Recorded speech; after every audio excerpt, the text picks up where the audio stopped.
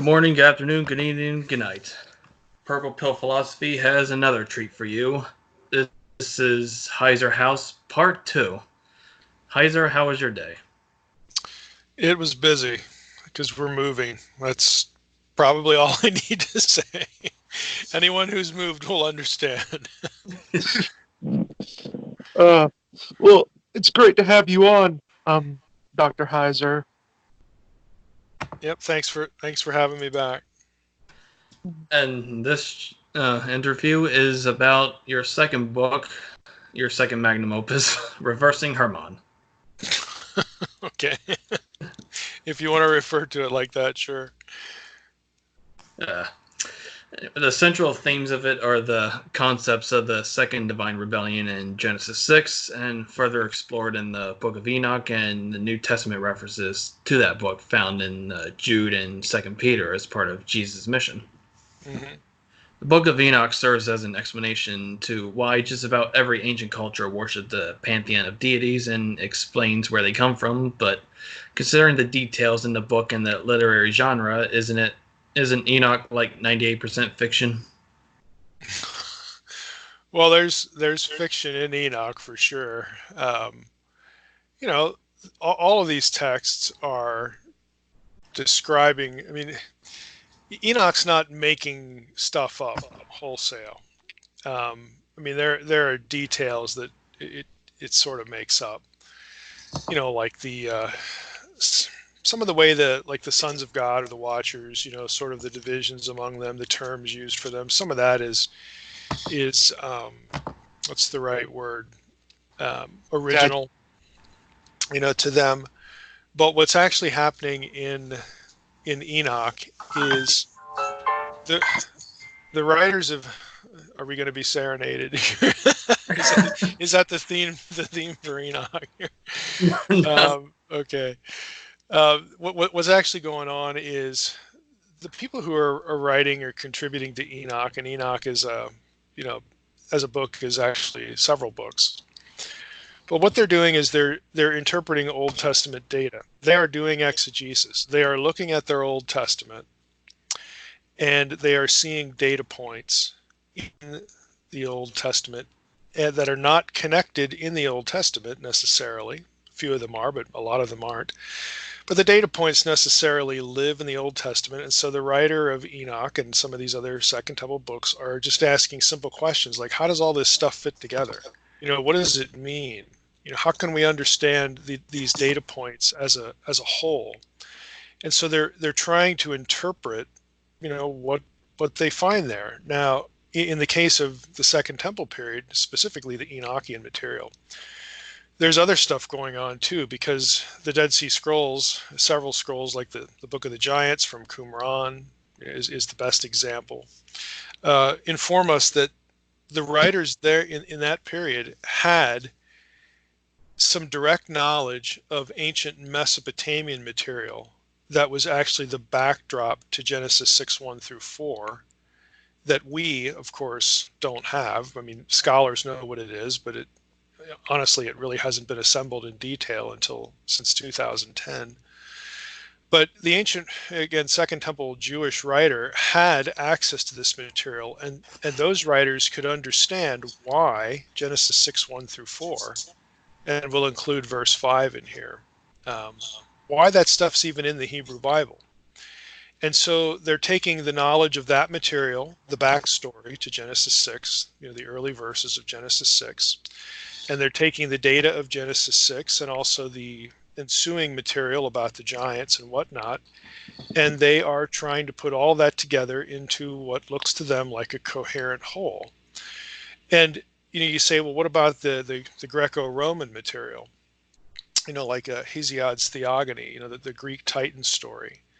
Well, as major studies of that material will tell you, and one author is Burkett is sort of an expert on this. Jan Bremer, M.L. West, another book. I mean, there are whole studies, whole scholarly books on how the Greek stories like the Titans actually come from. They are derivative from ancient Near Eastern, i.e., Mesopotamian material. So even that, isn't like whole cloth.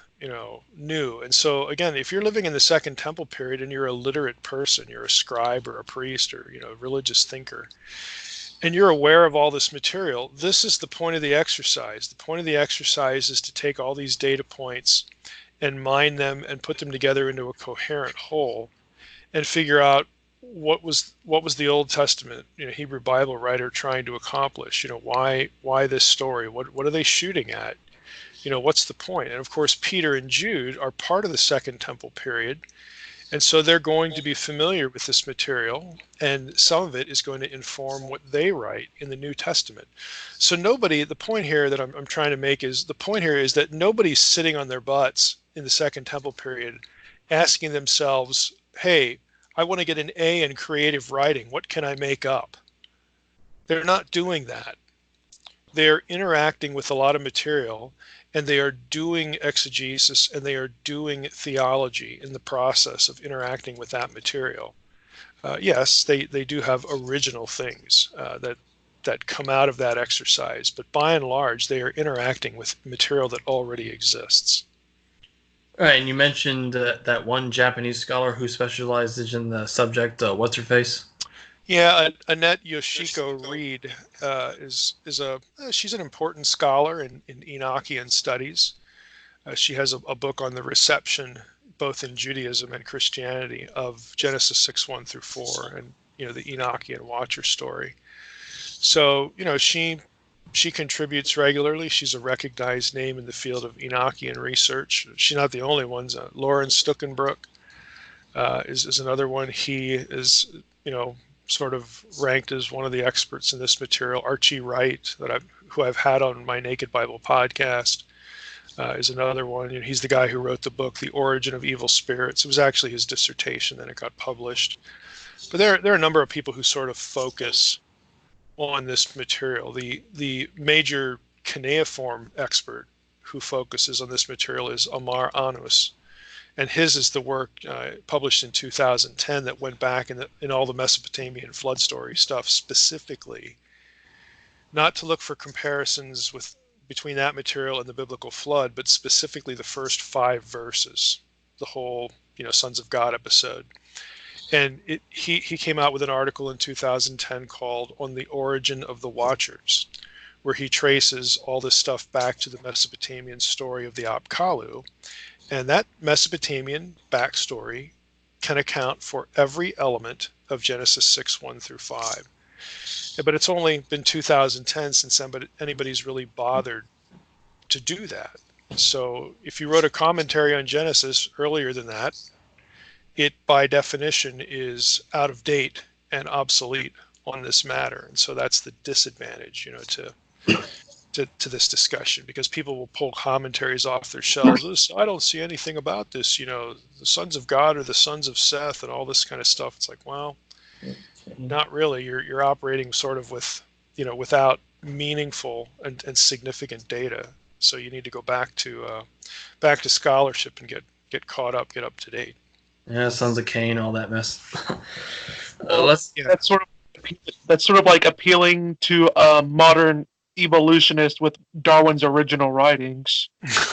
Yeah, really, because it's like people don't realize. I mean, I guess they realize it. I hope they realize it a little more in the sciences, as science changes all the time. Well, so does every area of scholarship.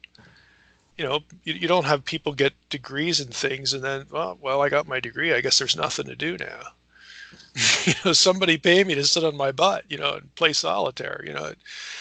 It's not the way it works. Every field, things come along that require reevaluation of the field, and that's what scholars do. It's what people in medicine do, and law, and everything else. It's just the way it is. All right, what most people are curious about. Let's talk about the old gods.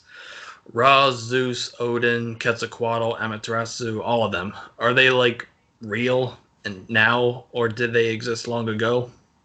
Well, if you affirm a biblical worldview, okay, let's just start there.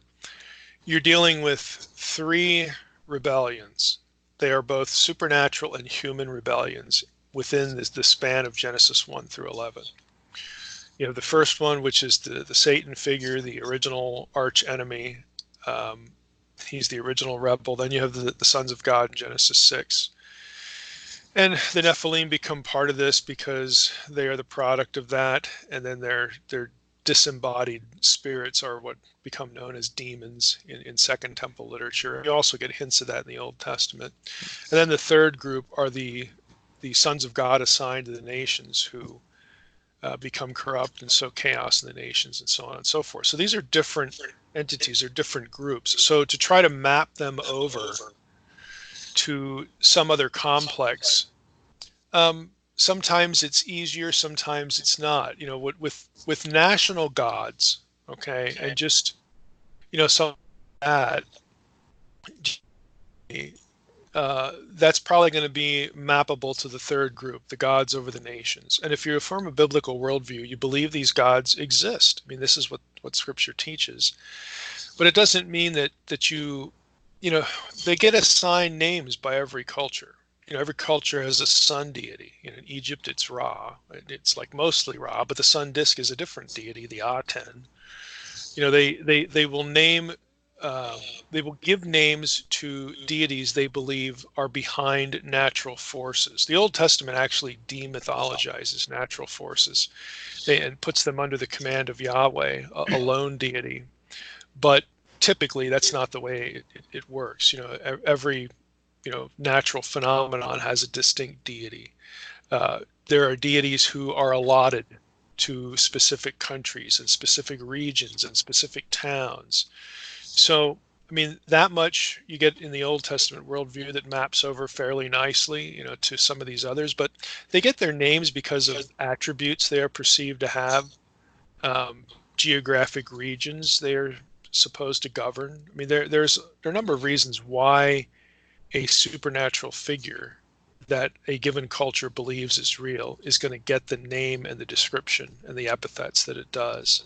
So that can actually vary. You don't necessarily have neat, you know, map ups. Now, in the ancient world, when one culture would go to war against another and conquer them, they could decide, well, you know, we're either going to dump those gods or we're going to identify those deities as this particular deity, you know, or our deities over here. And so they would map them over, and you get compound names, and you get, you know, sort of a kind of an accumulation. You know, one set subsumes another, which complicates things. But generally, you know, if you're talking about national deities, that's going to be the third set in biblical thought. The way I always understood the gods is in three categories, like personifications of nature, mythologized heroes and deified kings, and fallen angels as pop culture knows them by. Like, what are they really? Yeah, I mean, you get, they're spirit beings. Again, in a biblical worldview, these are spirit beings. They are intelligent entities, if we can use that term. I don't. It's kind of difficult. We have to use terms like this that aren't perfect, but they're serviceable. Yeah, like, are some of them active spirit forces and others being half-human Nephilim offspring of the Watchers that once ruled over their nations? You get all those categories. Now, the Watchers, the offenders of Genesis 6, they're never said to rule over nations. All of the ancient traditions, including the Mesopotamian traditions and the Greek traditions, have them being sent, being judged, punished by higher authorities, either the singular God of Israel or some other, you know, higher up deities from another pantheon. But the ones who cohabit with human women are sent to the abyss, the Abzu, you know, Tartarus. I mean, the names vary, but they're sent to the underworld, and that's where they live. That's where they're imprisoned until, you know, the time of the end or some, you know, apocalyptic scenario. Right. So they're never said to govern nations, but their offspring, again, is where you get the demon idea, and they can come and go, but their fathers, so to speak, cannot. The ones who are over nations, that's a different group. You know, so in biblical terminology, the principalities and powers are not demons. Demons are something different, and they're actually lower status. But, you know, we as moderns, especially in the Judeo-Christian tradition, we tend to smash all these things together and use, you know, the white hats are angels, the black hats are demons. You know, that's too simplistic for the biblical text, but that's just the way people are used to talking about them. We might talk about demons in our next talk on your book, Angels. Yeah, I mean, demons are it's interesting to people just to hear, well, they're not the principalities and powers, it's something different, so Right. yeah, we can get to that at some point. Relating to this question, in Greco-Roman, Hurrian, and Hindu mythologies, we see this recurring cultural memory of gods battling and overthrowing the previous generation of gods that we know as the Titans or Asuras. Like, Yeah. they would be the Watchers, correct? Yeah, that's going to be there's some sort of rebellion against higher authority. Okay, that Sons of God, Watchers, and then the groups you just named. Although that has to be put down.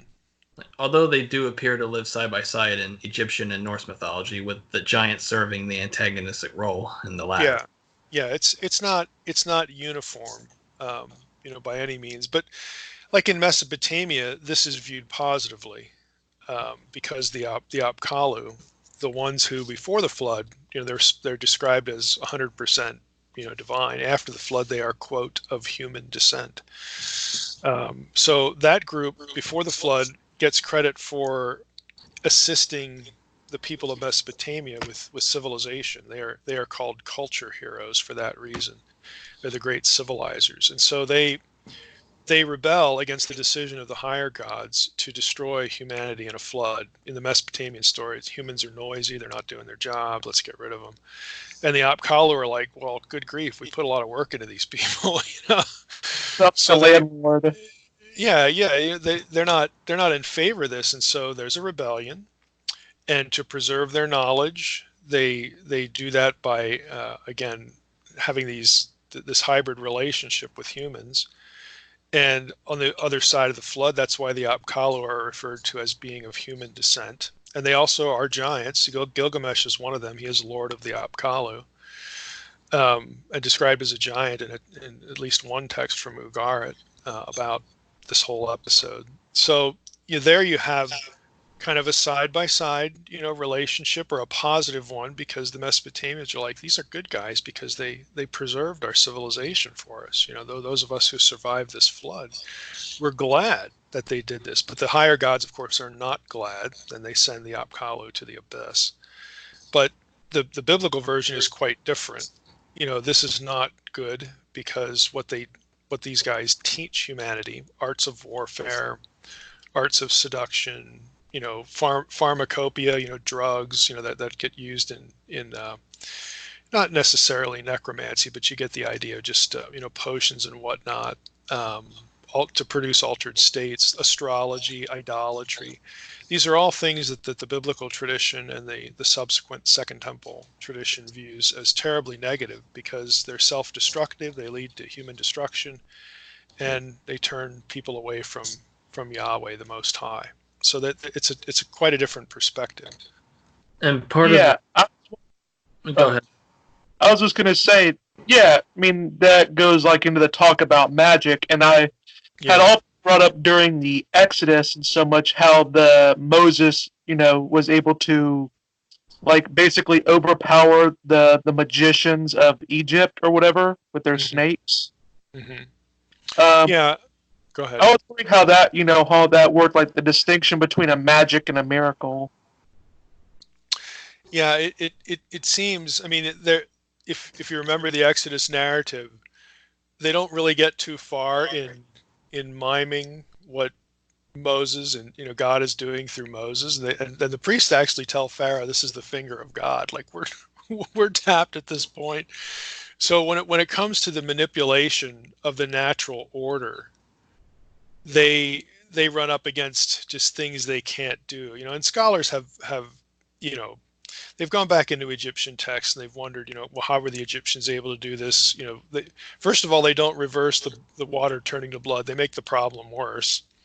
They imitate it. And then with the snakes, and they've come up with some, kind of naturalistic means or magical means, again, sleight of hand kind of means that Egyptians, based on their textual material, could have used, that could be in view, in this story in Exodus. But again, once the what Moses is doing starts either reversing or producing chaos out of the natural order of things, the way nature's supposed to work.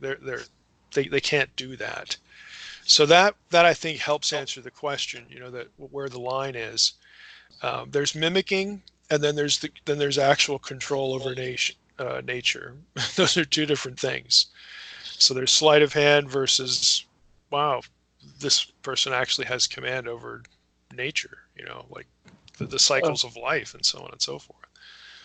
Part of the theme of your book is that the so-called Titans were the ones cast into Sheol, and part of Jesus' mission, which was to judge them after he died on the cross and before he rose from the dead, right? Yeah, when it comes to the second group, again, the sons of God, the Watchers, again, the number 2 rebellion. If we understand the effect of that, I mean, there's basically 2 effects, and one plays out in the Old Testament for the most part, and the other one plays out for the most part. Well, maybe equal parts. Maybe we can be fair. Was it just them while the other gods remain active, or what's really going on? Yeah, the middle group are responsible for 2 things. They raise up a competitive seed. Essentially, they produce their own imagers to imitate what happens in Genesis 1, and of course the raising up of Israel from Abraham supernaturally. So they become earthly lethal threats, the Nephilim and the giant clans. Now, according to the Old Testament, that whole issue dies out during the time of David. The last of those remnants are dealt with. But the second trajectory is actually the one that's more important, that doesn't get noticed. And that is how this contributes to the proliferation of human depravity. For your listeners, they might get the importance of this by asking a question. How in the world do we go from Genesis 6:1 through 4, which is the weird sons of God story and the Nephilim and all that, to verse 5, which says, and God saw, that the wickedness of man was great upon the earth, and that every imagination of the thoughts of his heart was only evil continually. It's this statement of depravity. So how do we get from sons of God and human women, being sort of victims or whatever, to depravity? Well, the answer is the backstory, the Mesopotamian backstory, which is the Apkallu teaching humans certain knowledge that they were not meant to have, and that results in this corruptive effect. Now, the writer of Genesis assumes that you know that backstory. We don't. They did, because they're living closer to the time period. So the role of the Apkallu Nephilim was that of Prometheus. Yeah, I mean that's the kind of thing you get, and you can see the connection point, into the Greek world, the Greek version of all this, and that's the easiest one to see. But in terms of what the Messiah is supposed to do, the Messiah is supposed to fix all 3 rebellions. The first one results in the loss of immortality, and you get death and estrangement from God. So the Messiah is supposed to fix that. Well, he does through the resurrection, through the sacrificial atonement of himself. Okay, so we're brought. That's the means we are brought to God, and we're going to rise again because we're part of the body of Christ as believers. So those problems are solved by the work of the cross. The second set, again, the bloodlines, the Nephilim stuff, those guys die out, not coincidentally. Think about this. Who are the ones in the Old Testament that kill them off? In biblical material, it's Moses, Joshua, and David. All 3 of those are types. It's typology. They are foreshadowings of the Messiah. That's not a coincidence. So in the Old Testament, the one trajectory is taken care of, but then we have to deal with human depravity. Well, how does the work of Christ address depravity? Again, if you know about the resurrection and the ascension, those 2 things are crucial and necessary to the coming of the Spirit who inhabits believers, who helps them resist depravity, and kickstarts the process of sanctification for the believer. Okay, so that's how it works there. The third group, principalities and powers, again, what the nations that are just inherited at Babel, they're assigned to these lesser, sons of God, lesser Elohim. Well, they rule the nations. So how does the Messiah fix that? That might be the most obvious one, because you see it at Pentecost. Okay, the scattered Israelites are drawn to Pentecost. They hear about the Messiah. They believe. They're empowered by the Holy Spirit. They go back home to the nations among whom they're scattered, and they begin to evangelize. And eventually we get a guy named Paul called out specifically to take the gospel to the nations and bring them back. This is the fulfillment of the Abrahamic covenant, because right after the nations are disinherited and put under the other gods, God makes a covenant with Abraham that he includes the nations in. Abraham, you and your wife are perfect because you can't have children. She can't have a child. She's too old. That's perfect. It's ideal because I'm going to do this myself. And so that the result of this, the Israelites, they will know that the whole reason they exist is because I'm kickstarting, a human family for myself, and I'm doing it supernaturally. They can take no credit for this. But while I'm doing that, I'm going to make a covenant with Abraham and his offspring that they're supposed to be a kingdom of priests. That's what Exodus calls them, and a holy nation, so that they can draw the nations back to the true God. Because in Genesis 3, that through you and your seed, all of these nations will be blessed.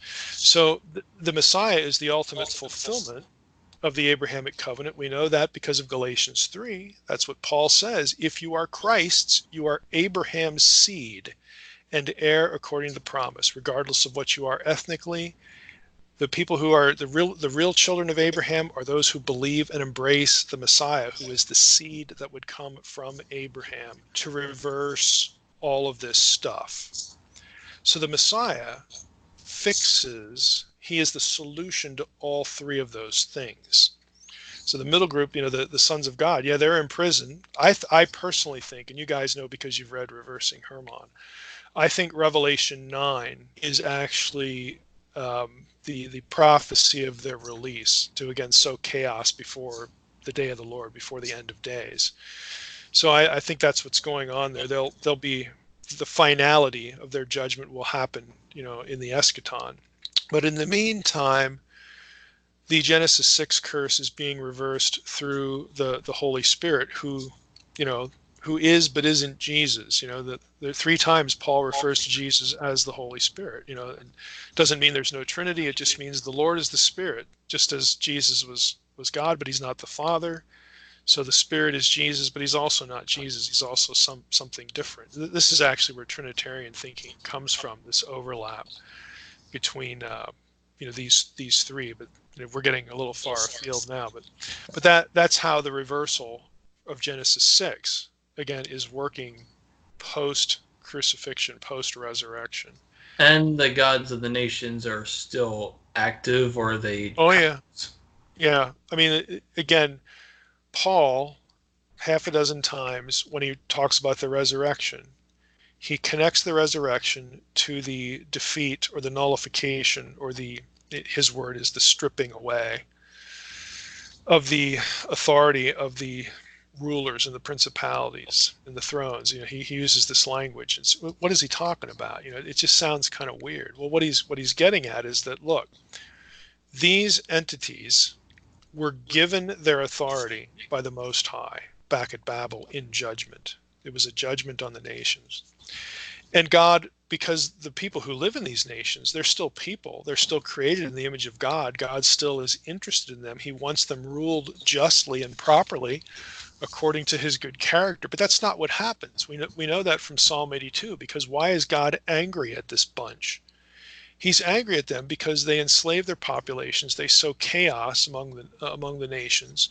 And of course, Deuteronomy 32:17 and a few other places in Deuteronomy 32, they're turning the hearts of the Israelites away from Yahweh to worship them. So the whole thing just sort of, goes to hell in a handbasket, pretty quickly. And we have this situation where we've got these lesser authorities who were given their authority by God, who have now turned adversarial. So what happens at the resurrection of Christ? Why is Paul associating that event with the nullification of their authority to rule the nations? It's actually pretty simple. When you think about it, Paul could go into a Gentile town and he says, look, I know what you guys are thinking, because this worldview, the Deuteronomy 32 worldview of the Hebrew Bible, is in your own writers. It's in Plato. It's in a bunch of Greco-Roman texts, that the gods allot, people to worship these gods, and there's a whole system of allotment going on. And so he looks at the Gentiles and says, look, I understand what you're thinking. You're afraid. You're afraid that if you leave the worship of your gods and turn to Jesus, okay, that the Messiah, the God in the flesh that I'm preaching, that you're in trouble. You're afraid that this is going to put you in a real bind with your deities. I understand it, but here's something you need to think about. Those deities that that you believe you're allotted to, and you are, were put in their position by the Most High. And the Most High just became a man and died on a cross for you and rose from the dead and has now ascended back to heaven. And he is the one who gave them their authority, has now taken it away. Because at the resurrection and the ascension, here's Matthew 28:18. This is the first verse of the Great Commission. All authority is given to me in heaven and on earth. Okay, this whole idea of inheriting the nations that the resurrected Christ gets associated with. Paul would say, look, you do not have to be afraid. The Most High, the one who is superior to all these gods, he is saying, you can come back home now. And not only can you, but I want you to return. Don't be afraid of these gods because I am superior to them. Come back home. This is Paul's gospel to the Gentile nations. And it is a reversal of the whole Deuteronomy 32 Babel, event, the judgment. Mm-hmm. What also seems to be a universal theme across separate cultures are giants, dragons, minotaurs, and hybrid animal creatures. Like, is there some truth to any of that? Like, are they spirits that appear to humans in that way and aren't physical beings that left any trace, or what's the deal on that? A biological claim to me, and that's certainly a biological one. I'd like to have some sort of evidence for it. However, biological evidence. However, if we are going to assign these sorts of abilities to deities, okay, that they can do this or that, and by the way, I'm not a deity, so I don't know how it works or what their limitations are. It's not in my job description. Well, according to some of your fans, you're sort of a deity. Say that again. I said, according to some of your fans, you're sort of like a deity. They just need a hobby. But I think that we have to at least hold out the possibility that the gods could, the Elohim could appear in these forms, and that gives rise to how they're talked about. I think that would at least be a possibility. I think the greater likelihood, though, is that, again, how deities are talked about is naturally derivative from the world that the writers themselves are part of, what they experience. I mean, we just like we're forced to use the language of latitude and longitude, the language of spatial relationships, to describe a place like heaven or hell or the underworld or whatever, a place that doesn't have latitude and longitude. You can't plot it out. We nevertheless, as embodied beings, have to use that kind of language to describe these places. Well, the same goes for how disembodied beings would get described. It's very normal to expect that we would describe them based on things that we do experience, like animals. Okay, this is why the gods live in gardens and mountains and the seas. Why? Because people don't live there. So this is a way of expressing the otherness of the gods, and the fact that humans cannot inhabit where they inhabit unless they're somehow supernaturally bidden or put there and protected from what would ordinarily kill them. So it's very normal, again, being in this situation where we're trying to describe the otherworldly place or otherworldly beings, that we have to use the vocabulary at our disposal. We don't have words for things that we don't experience, or things that aren't part of our world. we have to use what we have to express and describe those other things. So I think by and large, that's probably what's going on. The namesake of Reversing Hermon is the mountain where the Watchers landed, right? Or is that just what? No, Is that's that the just what case. Hmm? That's the case. Hermon, and Hermon has a long history. It's Right, not right. just. Is that just what the Jews thought? And if it did happen, when do you suppose it did happen? No, it's not just what the Jews thought. I mean, again, the Jews are parsing older material, but very negatively. There's a really good article. I don't know if it's accessible just generally on the internet, but it's an article by Edward Lipinski, and it's called L's Abode. And what it is, it's a history of this mountain. All the way back into Sumerian literature, this place was considered to be the mountain of the gods, and specifically a garden mountain, a lush forested garden with plenty of water that happens to be on this mountain. So this goes all the way back to Mesopotamian tradition. And of course, if you're doing that, then you look for Gilgamesh. Yep, you can find material where Gilgamesh is associated with this place, and the Apkallu, and all this kind of stuff, the flood traditions. So they're not, again, the Second Temple writers aren't sitting around saying, man, we got to put the gods on a mountain. Do we have any good candidates? Let's look around. Oh, I like that one over there. No, I mean, yeah, that's the tallest peak that, is identifiable to the naked eye if you're living in that part of the world. That's true. But it actually has a long history that is viewed very negatively by Jewish writers. And when do you suppose it happened? Well, I mean, all of this is set before the flood. I don't know if I could put a chronology on the flood. I don't know how we would do that. I'm one who believes, for instance, that the genealogies are selective, and you can't just string them together and come up with dates. That there are gaps, in the genealogies. They're selective for different reasons, various reasons. So I have no idea. I think, you got a flood. It is associated with human civilization. So if we're that's probably a better rule of thumb. When is the earliest evidence of human civilization? Let's just use 6,000 around. years ago. Yeah, something like that. So you have writing by 3000, but you have urbanism, before that. And part of it is, well, how do we define civilization? Again, I don't think writing is a necessary component, although it's It certainly helps. important. Yeah, but things like a settled civilization, the building of cities, settled agriculture, settled domestication of animals. That's civilization. So yeah, you can push it back to that. So it would be in conjunction, with that. Somewhere in the neighborhood there, you could give it a number as far as flooding. If you go with flood models, it depends too. Most people reject a global flood Yeah. in favor of a local or a regional one, and a lot of those science folks who study a regional event would push it back even further, a few thousand years further. They times 5 to 10,000 or something like that. So that's about the best you can do. Also, when do you suppose the events of the Tower of Babel occurred?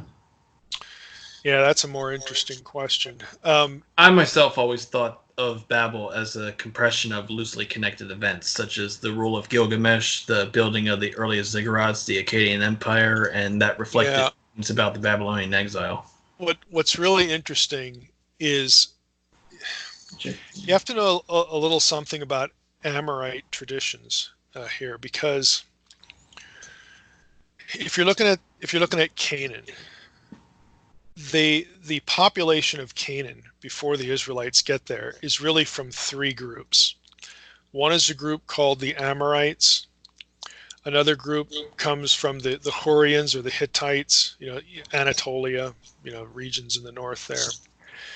And then the third group are the Sea peoples, from the Aegean. So all of those traditions, I mean, this is kind of an interesting question, because the Amorites swept through what would be Canaan and Babel and Mesopotamia, 2500, 2000 BC. By 2000 BC, Mesopotamia is Amorite. Hammurabi is an Amorite king. He's not native Mesopotamian. He's an Amorite. And so this is the period when you get, these ziggurats and whatnot. But the reason I'm bringing this up is if That's you the look that's the that's the Neo-Sumerian Amorites, right? yeah, and there's a big discussion over who gets, where do the Amorites come from? Typically it's like Syria, the northern area. They sweep through, and again, and what we think of as Sumerian Mesopotamian culture, it's actually a lot of those people that come in. Now they get driven out by the Hittites and the Hurrians, but the Hittites and the Hurrians don't occupy. They leave, for geopolitical reasons of their own. But when Nebuchadnezzar comes around, when you have the Neo-Babylonian Empire, he wants to link himself and his empire with the Amorite traditions.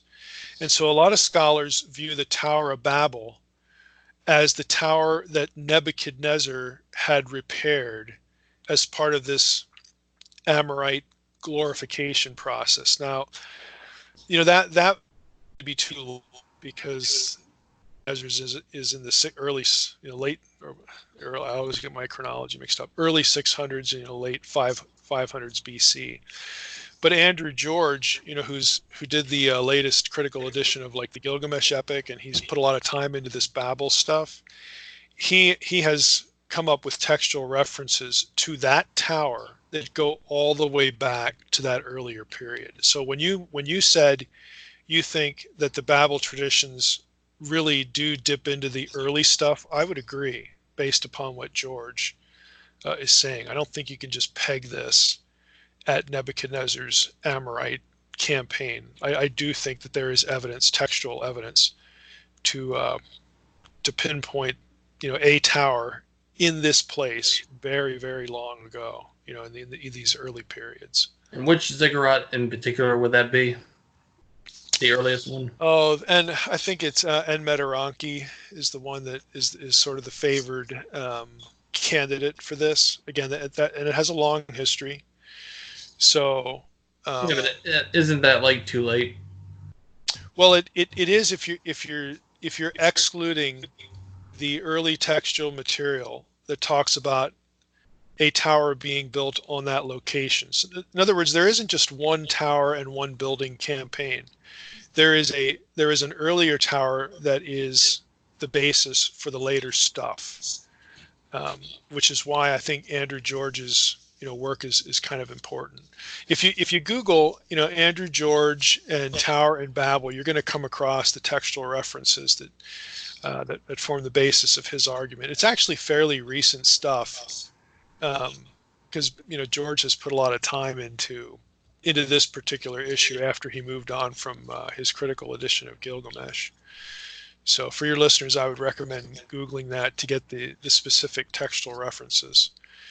So, Nebuchadnezzar, now think about this, that both periods actually, the earlier tower and then what Nebuchadnezzar's doing with Enmeteronki is actually, both of them are actually important, because again, this is just me now. I'm not saying anybody has to adopt this position.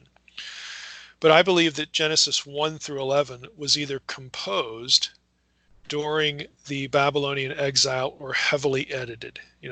I'm willing to think parts of it could have existed earlier and then got edited, because there's so much, not only Babylonian polemic in those 11 chapters, but lots of stuff that get directly traced to Marduk, who's the main deity figure, during the period of Nebuchadnezzar.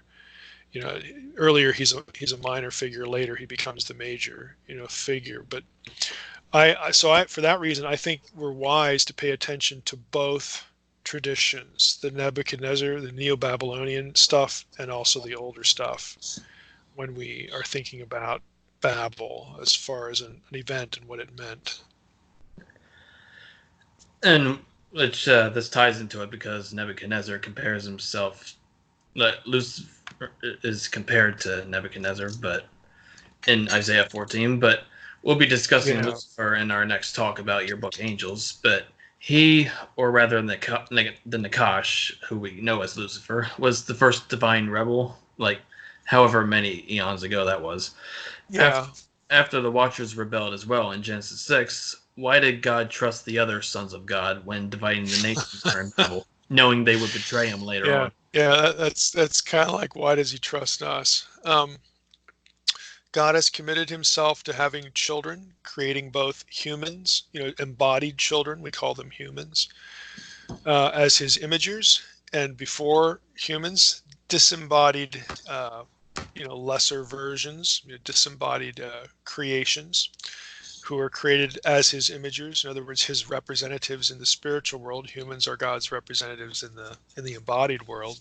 You know, so when he does that, he shares his attributes with them so that they can indeed image him, represent him. And so once God has decided to do that, one of God's attributes is freedom. This is where we get, free will. You know, God isn't going to go back on it. He's not going to say, boy, I had a brain fart that day. That was a terrible idea. An omniscient being can't say things like that and wouldn't.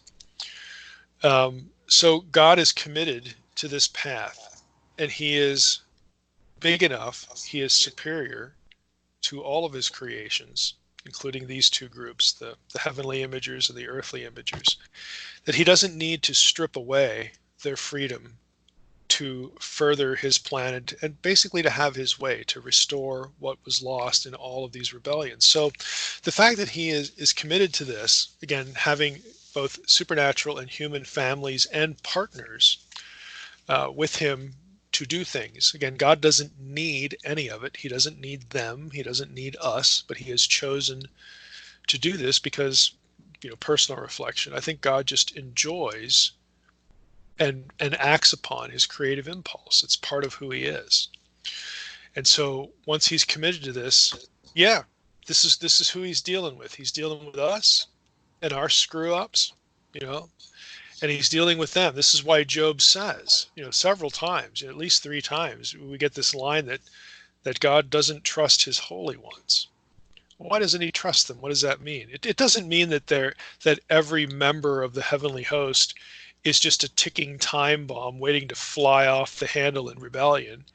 It certainly means that the potential to rebel is there, but it also means that they're imperfect. He doesn't trust them. Why? Because they're not him. Only he has a perfect nature, and God knows this. So he knows what he's dealing with. He knows when he looks at us, he knows what he's dealing with. He remembers that we are dust, as the psalmist says. But nevertheless, he enjoys doing things this way. He loves us. And so he's willing to work the plan without eliminating us, without either turning us into robots or turning the heavenly host into robots, or just wiping the table clean and saying, who's going to know? This is actually at the heart of Job. The first 2 chapters of Job, with Job's suffering. The Satan there, Hasatan, is not the devil. Again, Unseen Realm might talk about this. Yeah. But he's doing his job. He's running around looking to and fro on the earth and seeing who is faithful. The black sheep of the divine council. Right. And he becomes the black sheep not because he's the devil, but he becomes the black sheep because he challenges God's assessment of Job. So that is both a challenge to God's omniscience and a challenge to God's integrity. Is God telling the truth? Does God know? So he challenged. What was that? It's like an honor challenge, which was a big deal back in ancient. Absolutely. Yep. Yeah, because I remember, if you challenged the king's honor, that would be taken as treason. Yep. Yep. So we have a problem, and this is why God tells him. He says, "Okay," this is Mike's paraphrase. "Okay, you don't think I either know or that I'm telling the truth." Now, I could just, have you guys ever seen Time Bandits, the movie? Yeah, I like. Okay. I like Bill and Ted better, but yeah. Okay, but you have the evil one. When he looks at his underlings and they challenge him, don't ever talk to me like that again. Then he blows them up. Well, if God does that to Hasatan, guess what? The question he raised is still on the table. Everybody else knows that God just eliminated the challenger. He didn't answer the question. So he can't do that. So what he tells the challenger, the Satan, the adversary, is, okay, I will let you do everything to Job, short of taking his life. And the reason why God says it that way is because he doesn't want the Satan, Hasatan, to come back and say, oh yeah, Job would have buckled if you would have let me do this. No, you can do whatever you want to him, except kill him, because we need him alive so that he can endure and validate my assessment of him. So go ahead. We're going to find out who's right. And we're all going to learn a lesson here, especially you. Okay. And Job isn't aware of any of this, so he's wandering through the whole book, like, why am I suffering? And because God was correct, and in the end, we know how the story ends. God validates him and restores. So that's really it. All of this is at the heart of that story. Again, we're not dealing with the devil there, but we are dealing with an uppity member of the divine council who crosses a line and needs to be dealt with.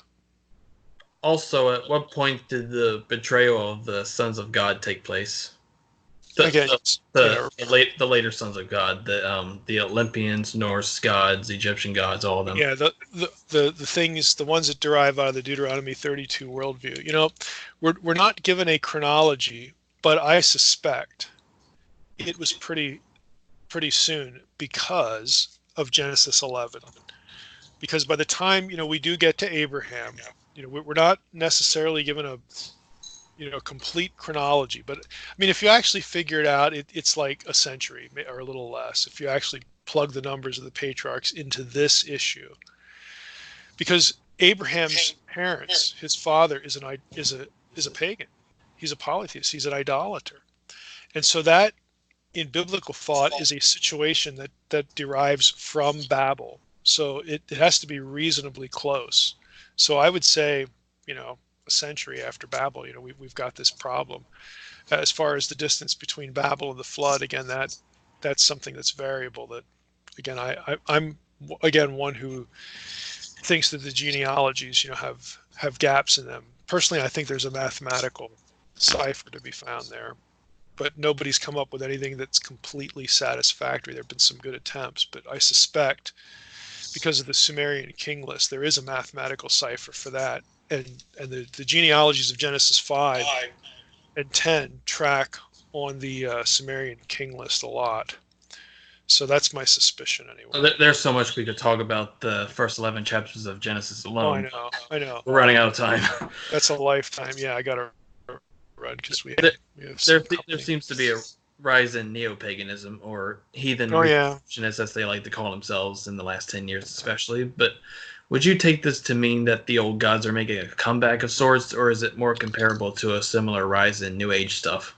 Well, I do think, I mean, I'm not one who's really, I'm not married to any eschatological system, so I can't sit here and say, oh, absolutely, we're living in the last days and they know it, because Paul linked their final defeat to the fullness of the Gentiles, the reclaiming of the nations. And whenever God says that stuff, that's going to reawaken Israel. This is Romans 9 through 11. I mean, I get all that.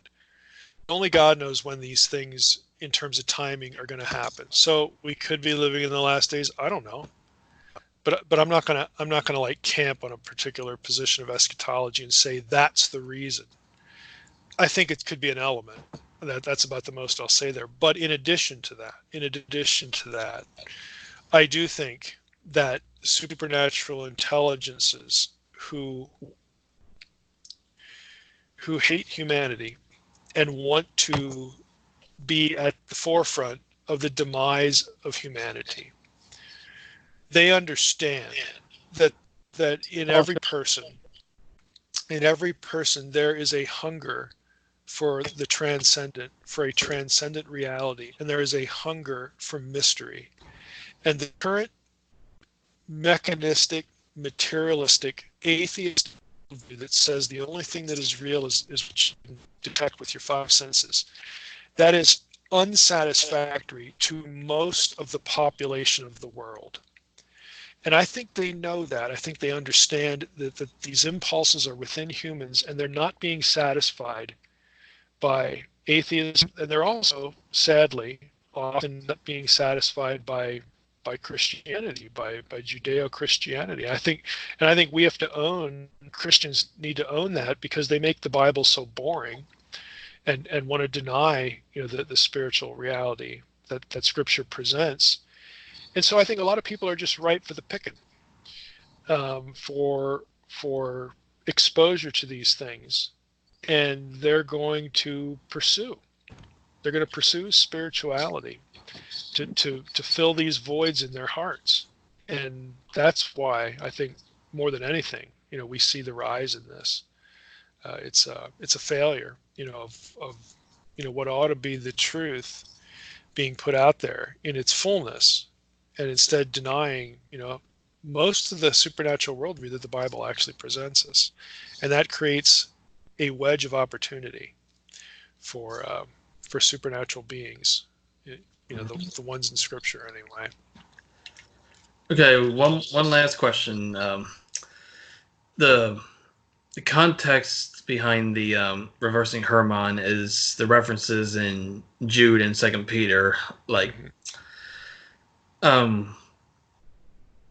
does it bear any truth on the matter if they weren't written by Jude or Peter, respectively? Well, I don't reject Petrine, or what's the right adjective for Jude? Judean authorship. Jesus' brother. Yeah, I don't know what the right adjective is there to take that proper noun and turn it into an adjective. Petrine is easy. Jesus' brother. Yeah. Yes, I don't. I mean, there are arguments that they didn't write the stuff, but I still think they did. But at the end of the day, no, it really doesn't matter. Because we have biblical books named after biblical figures, and we have no idea who wrote them. First and Second Samuel, they never claimed to be written by Samuel. We have no idea who wrote them. Job, we don't know who wrote that. And there's a whole can of worms of Daniel. Yeah. We just don't know. Joshua, I mean, there's nothing that says that he wrote the book. So there's a whole bunch of those things. So no, I don't think that is much of an issue at all. Even though I'm still in the camp that I don't see a compelling reason why these couldn't be written by the people who bear their names. Scholars still argue about that. You still have scholars that take both sides of that. Either side, I should say. All right, this is passing our hour mark. Any last thoughts? Nope, just thanks for having me. And if your listeners want to find out more, they should go to drmsh.com, drmsh.com. You can pretty much find anything I'm into through my homepage. And of course, books available on Amazon. So just thanks for having me. You, Brett? Yeah, nice. It was nice having you on. It was interesting hearing about all this theology and some of the history that went on. I learned a lot of things from this, so it was very eventful. Glad to have had you on, Dr. Heiser. Good. I'm glad it wasn't dry and toasty. It might be. Well, we might make Angel's interview dry and toasty. Yeah, right. Yeah, the good guys are dry and toasty.